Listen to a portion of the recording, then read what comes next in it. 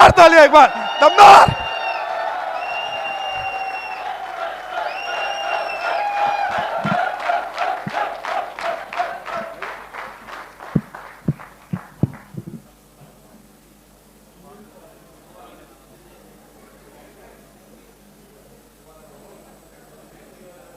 सभी लोग आ गए।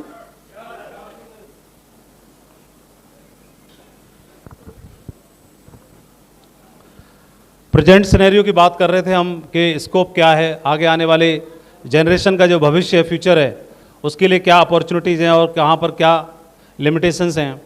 प्रेजेंट में हम देखते हैं जो टाइम कंपाउंडिंग का जो कंसेप्ट है वो आज का नहीं है, अनादिकाल से चला आ रहा है।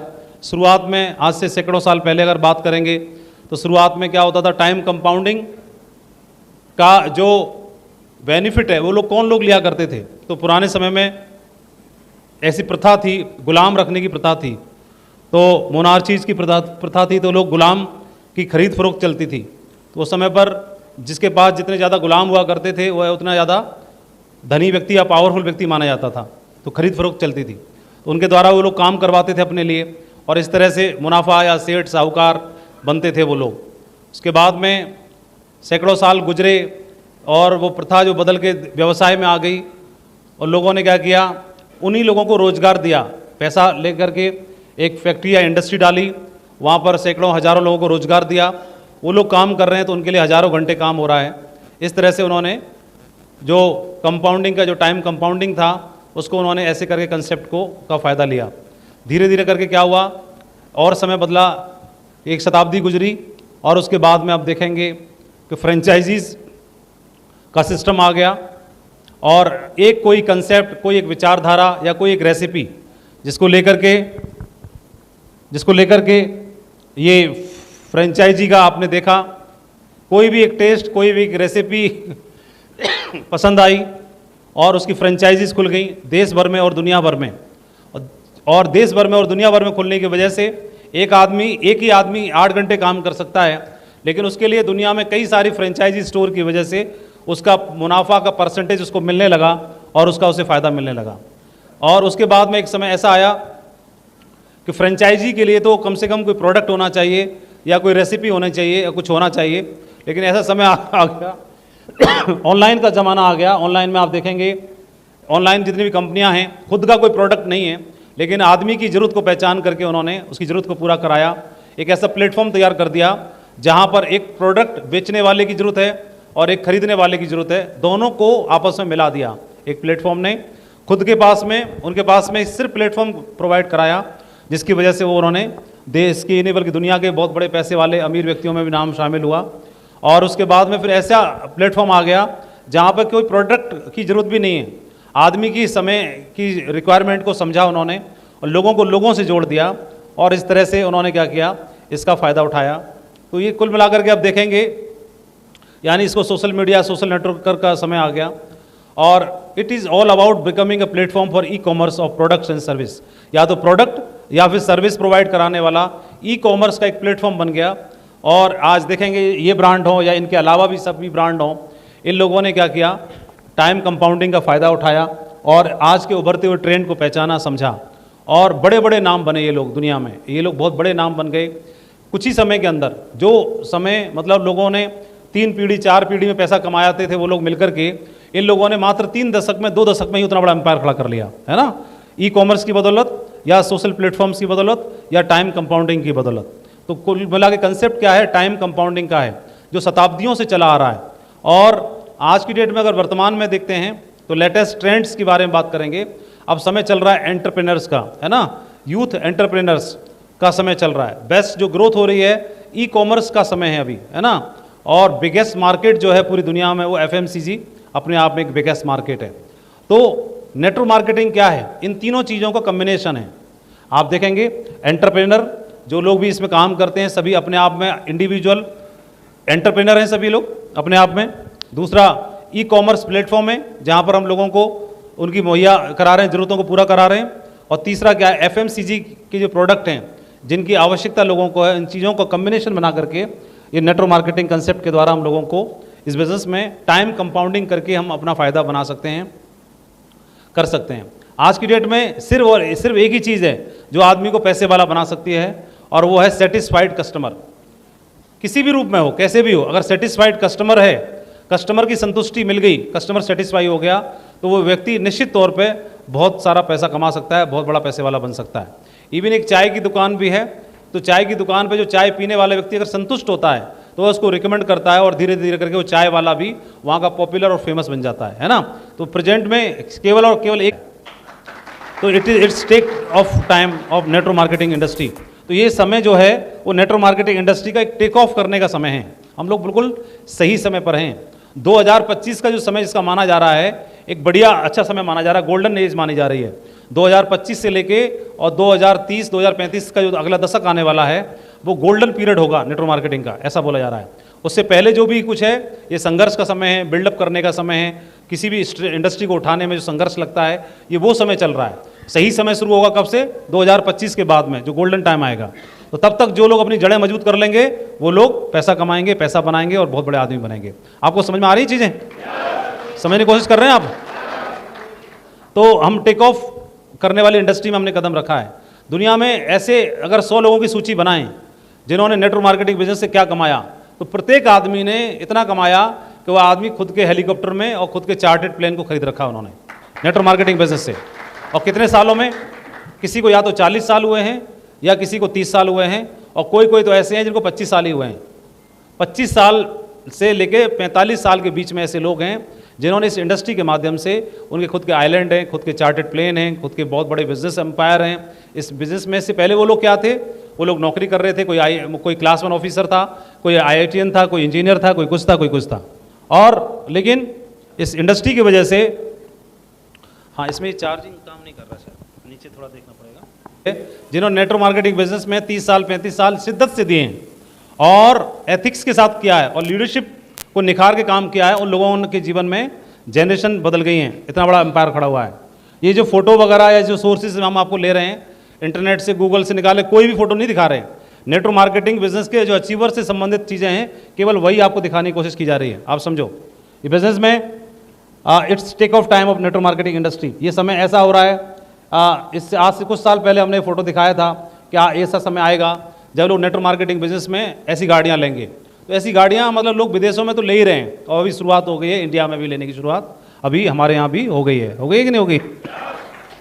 तो अभी गिनी चुनी है, लेकिन मेरे को लगता है कि आने वाले समय में, क्योंकि देखो शुरुआत में तो लोग पहले ऑल्टो वोल्टो वैगनार लिया, सेंट्रोल लेते थे। फिर उसके अगले स्टेप में आए तो लोग होंडा सिटी, स्कॉर्पियो, वरना लेने लगे, है ना। फिर उसके बाद अगले स्टेप में आए तो लोग फॉर्च्यूनर, सफारी और BMW, ऑडी, मर्सिडीज़ में लेने लगे। फिर उसके स्टेप में आप पाएंगे तो देखोगे रेंज रोवर लोग ले रहे हैं, और पोर्शे तक भी गाड़ी इस बिज़नेस में आ रही है ना। और भी इसके ऊपर भी लैम्बोर्गिनी और उसकी तैयारियां चल रही हैं। तो इसका मतलब जीवन तो बदल रहा है, और लेने वाले लोग आम लोग ही है ना, हम जैसे लोग तो हैं। कई लोग बोलते तो लोन पे ले आया होगा, तो लोन पे अगर आप ला सकते तो आप हेलीकॉप्टर ले आओ, जाओ। हम किसने रोक रखा है? हम कब मना कर रहे हैं? जाओ ले आओ ना। कई लोग बोल देते हैं अरे हाँ लोन पे ले ली होगी, तो लोन पे आप ले लो, आप हेलीकॉप्टर ले लो, उसने गाड़ी ली है। तो कोई चीज़ें मतलब फैक्ट एंड फिगर्स को हमें स्वीकार करना चाहिए कि हाँ लोगों का जीवन बदल रहा है ना। स्वीकार करना चाहिए ना। लोग फरारी ले आते हैं इस बिजनेस की वजह से। थोड़ा साउंड भी बढ़ा के रखो। इंडिया में काम करने वाले लड़के थे, इन्होंने अचीवर लिए और धीरे धीरे करके बाद में दुबई शिफ्ट हो गए। दुबई में बड़े बड़े घर बना लिए उन्होंने।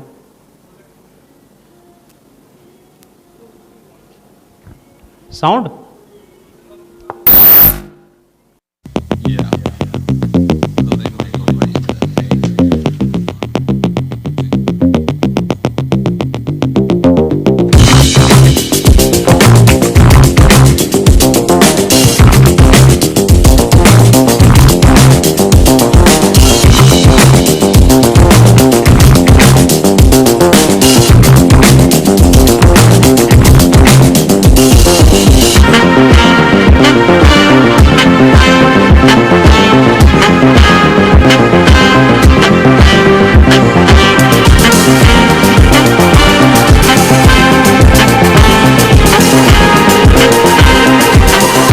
कर रहे हैं, इसलिए कोशिश कर रहा हूं। ये भविष्य है। जिन्होंने 30 साल 25 साल 35 साल कर लिया, ये लोग भी अगर 3 महीना काम करके और नो सुन के छोड़ देते तो फरारी की डिलीवरी नहीं होती।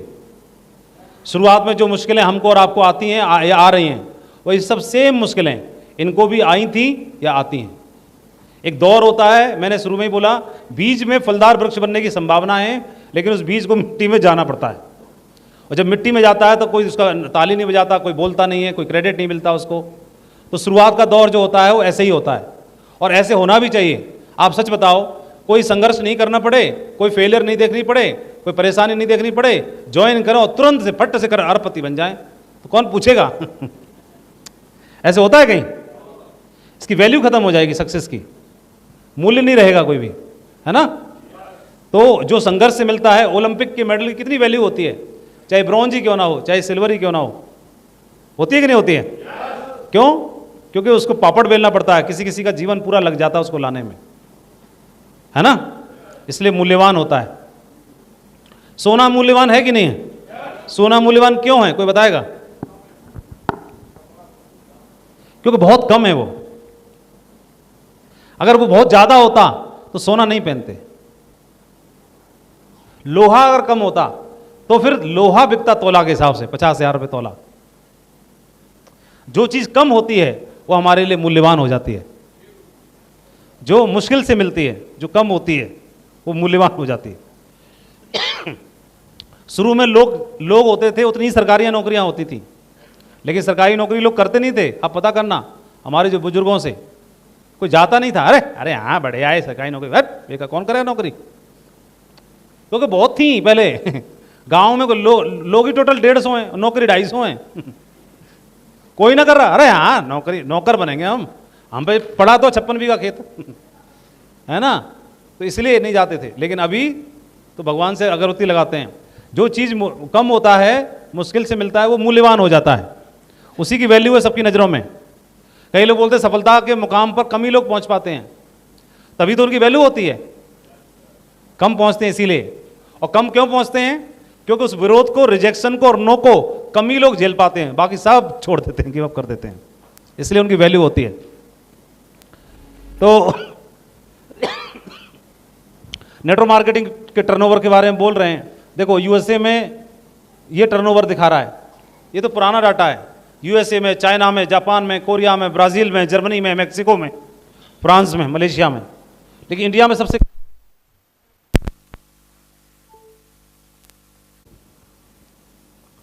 पॉपुलेशन इंडिया में सबसे ज़्यादा है। अभी पिछले हफ्ते ही हमने क्रॉस कर दी, है ना? पूरी दुनिया में सबसे नंबर 1 बन गए पॉपुलेशन के मामले में। पहले बोलते थे कि चाइना के बाद हमारा नंबर आता है, अब चाइना का भी हमारे बाद आता है नंबर। चाइना से भी ऊपर हो गए, अब तो हम हो गए।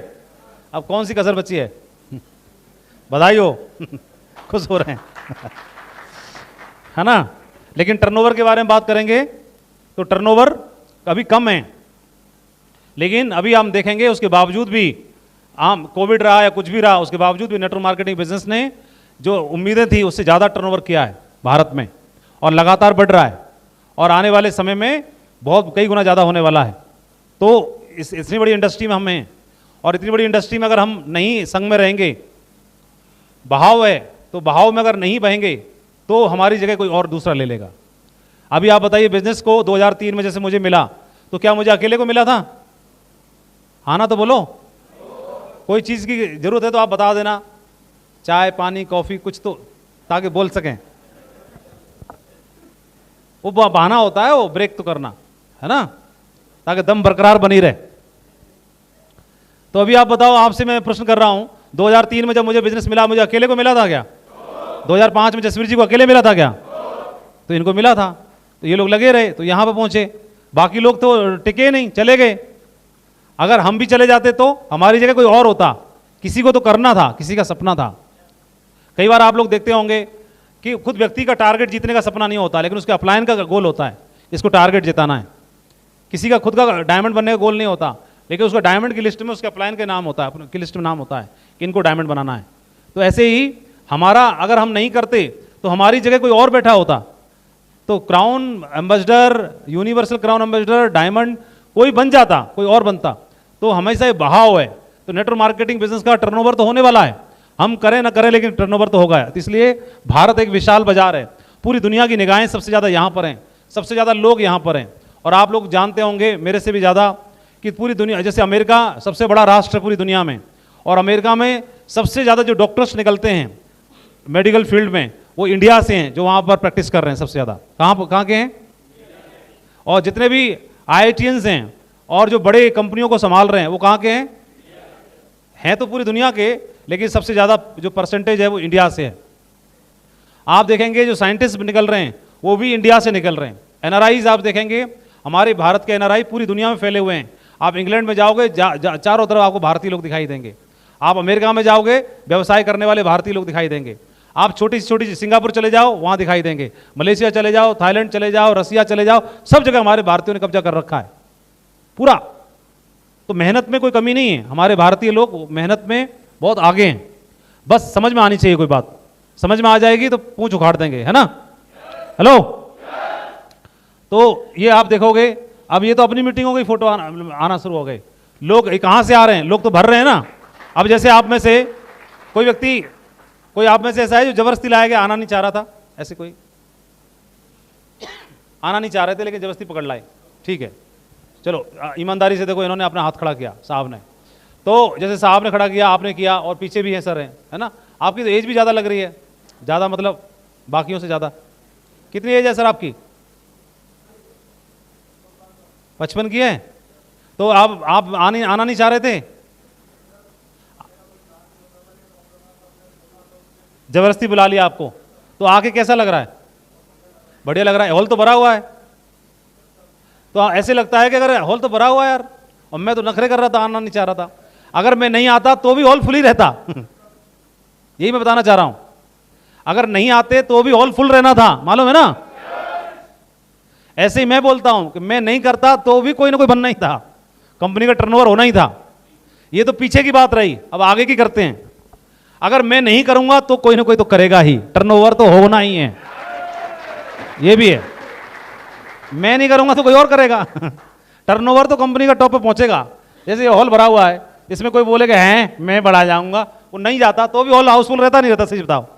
तो कई लोग तो सीढ़ियों पे बैठे होंगे नहीं, और कई लोगों को सीढ़ियों पे भी जगह नहीं मिली होगी, बाहर घूम रहे होंगे। आप बिलीव नहीं करोगे, एक दिन ऐसा प्रोग्राम हुआ जिसमें 7,000 लोग अंदर और 3,000 लोग बाहर,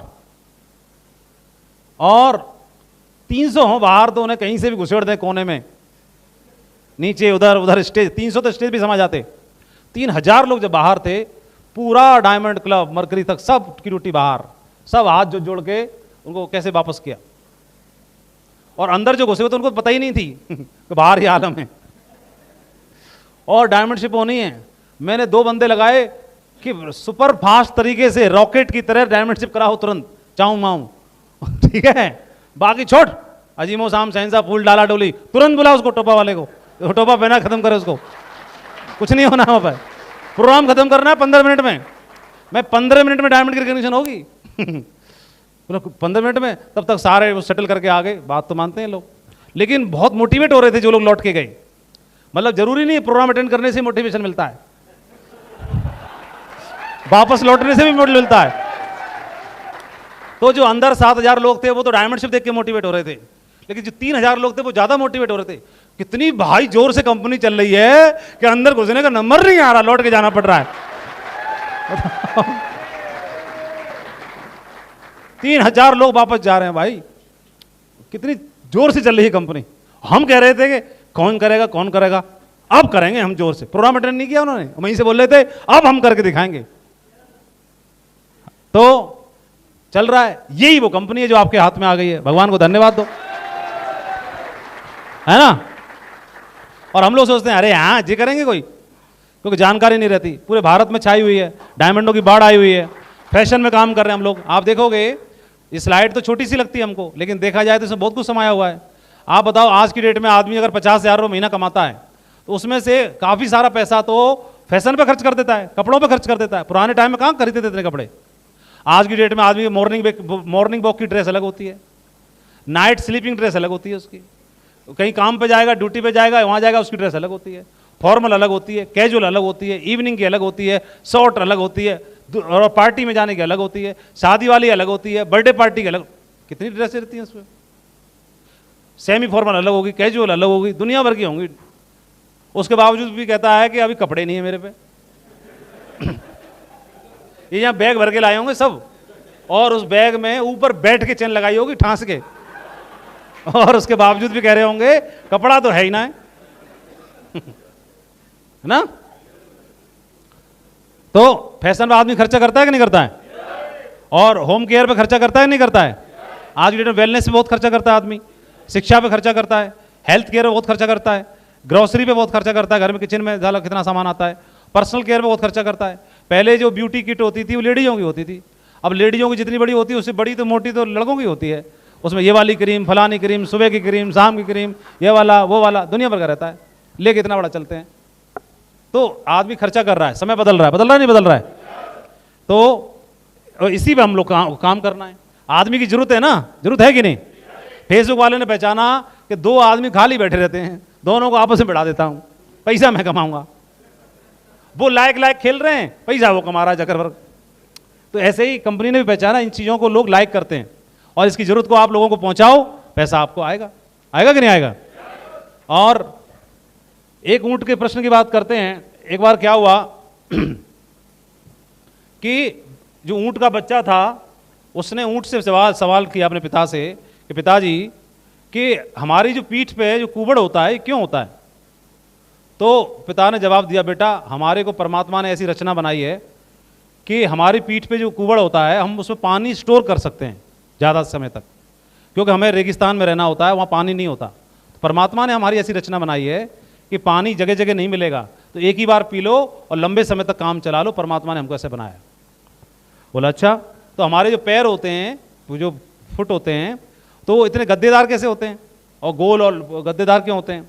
उसने दूसरा सवाल किया, तो उसने बोला कि इसलिए क्योंकि हम रेगिस्तान में दौड़ना होता है और वहाँ पर रेत ही रेत होता है, तो रेत में ये पैर इस तरह की जो रचना होती है वो दौड़ने में हेल्प करती है और हमें सहूलियत होती है, इसलिए परमात्मा ने हमारे पैर ऐसे बनाए। तो फिर उसने बोला कि अच्छा कि हमारे पे जो कुबड़ है और पैर हमारे जो ऐसे बनाए परमात्मा ने, ये तो मैं समझ गया, लेकिन हमारी आंखों में जो घनी घनी पलकें होती हैं वो क्यों होती हैं। तो उसने बोला कि रेगिस्तान में तो तूफान आते हैं, है ना, रेत के बवंडर बनते हैं और वो हमारी आंखों में घुसेगा, इसके लिए आंखों से रेत ना घुसे, इसके लिए परमात्मा ने हमारी पलकें इतनी घनी बनाई हैं। तो वो समझ गया, बच्चा समझ गया। तो ये पलकें जो हमारी आंखों की रक्षा कवच हैं, बोले समझ गया। तो बेटे ने बोला कि पिताजी जब परमात्मा ने हमको ऐसा बनाया है कि हमारा कुबड़ हमको दिया, पैर ऐसे बनाए और सब कुछ हमको दिया, तो फिर हम यहाँ चिड़ियाघर में क्या कर रहे हैं। बाप बेटा दोनों चिड़ियाघर में थे, रेगिस्तान में क्यों नहीं। जिसके लायक परमात्मा ने हमको बनाया, जिस लिए हमें बनाया, वहां क्यों नहीं हम। और यही सवाल जब आदमी को करना हो, परमात्मा ने हमको क्या बनाया, क्या बनाया है। पर ऐसा बोला जाता है कि परमात्मा ने अपना रूप देके भेजा हमको।